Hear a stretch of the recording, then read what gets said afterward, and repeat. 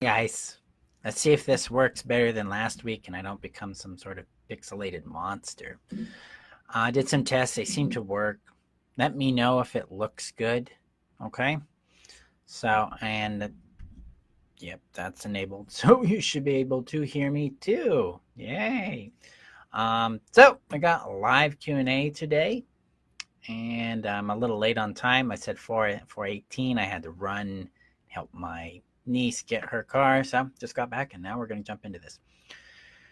So, hi Valerie. Let me know how I look. So,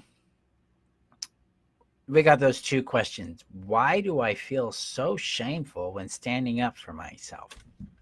So, let's talk about emotional association. Um, yes, timely. Yes. So, emotional association is an idea that says if I do a thing and a certain thing happens and then I feel a certain way, now I've become associated with that thing and that emotions become associated with that kind of event. So, a good example of that is if I am feeling if I work on computers, for instance, I did that for 20 years. I did that so well as a kid. I got a lot of positive reinforcement for that. So now I feel really confident in it. So when I think about working on a computer, I feel really good. Whereas when I failed to, do something well in school and got yelled at, then I felt anxious. So when we're talking about feeling shameful for standing up for ourselves, we're actually responding emotionally based on the experience we got for standing up for ourselves, if that makes sense.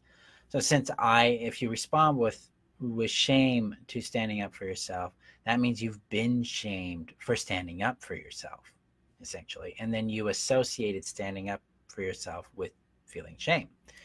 Now we can break that emotional association by changing our point of view on the rejection that happened and then returning the shame back to them because that's not our shame. We don't have to carry that.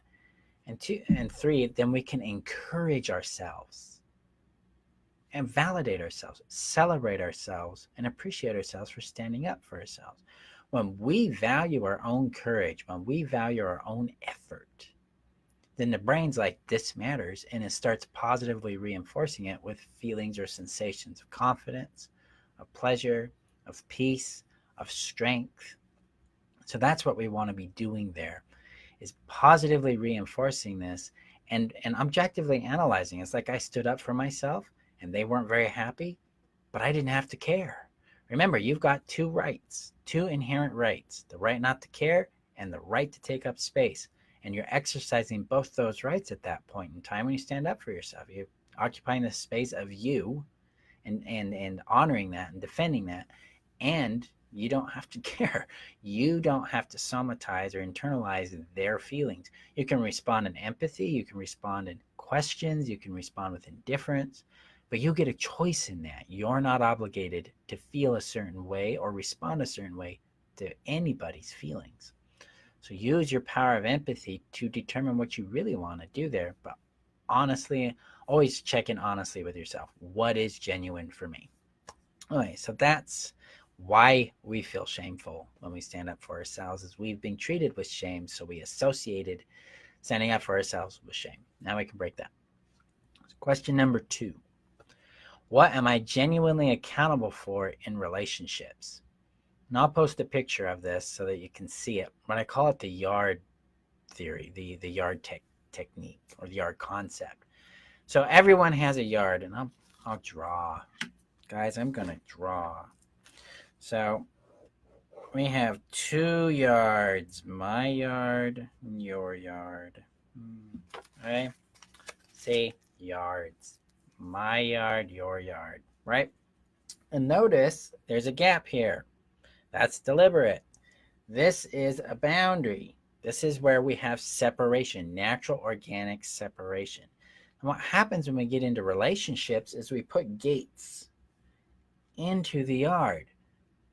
Gates are permission to cross into the yard, to observe, to understand, to get to know it. Gates are not permission to change the yard. Okay. Codependency has us convinced that we need to go into, if I go into your yard and try to change things, that's codependent, because your yard's your sovereign territory. You have personal autonomy here, self-governance. You have the right to choose the rules of how this works. But if you come into my yard and try that, then we've got a codependent interaction going on. The narcissist, what they try to do is they look at your yard and say, it's my yard, and then they try to absorb it. See?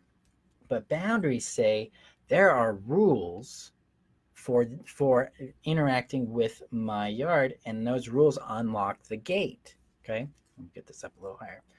Now, there's specific things that are completely and 100% always autonomous. I'm going to write them here while I say them. The first one are emotions. You are 100% responsible for whatever sensations and feelings you feel in your body, and everybody else is 100% responsible for theirs. So your feelings go in your yard, their feelings go in their yard, and they stay there. Okay? That's the first thing. The second thing are choices. Your choices are exclusively yours. You are responsible for them, and you are responsible for the consequences of those choices. Okay? The third thing are your actions. Whatever actions you choose or you don't choose, just like choices you make by omittance or by deliberately or passively, rather, are still yours. Just like their choices are exclusively 100% theirs. Your actions are the same way. 100% yours. The consequences, you got to live with them. You got to embrace that power that comes with that. That allows you to thrive. But their choices are exclusively theirs too, along with their thoughts and along with their desires.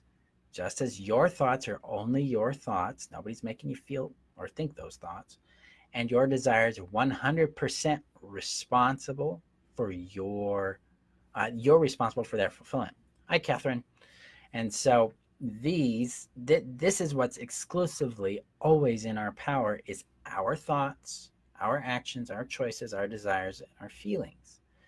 When we look at the narcissist, we look at any relationship with anybody else, the same thing applies.